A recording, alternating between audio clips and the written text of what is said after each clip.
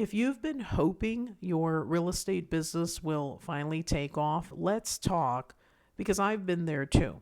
That place where you're trying, showing up, doing what you can, and still wondering when it's going to click.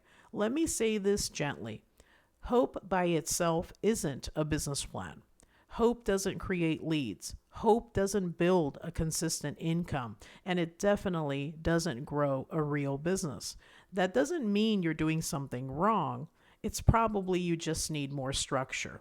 When I started out 25 years ago, there was no playbook, no social media, no automations. But I figured it out the only way I knew how was by showing up. I stayed close to the phone, followed up with everyone, and I treated it like it mattered, even when no one was watching.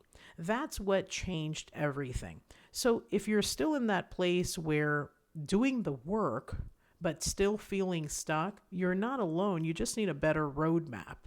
Drop a fire in the comments if this hits home, or DM me the word plan, and I'll send you my free real estate power plan, the one I give to agents who are ready to stop spinning and start growing.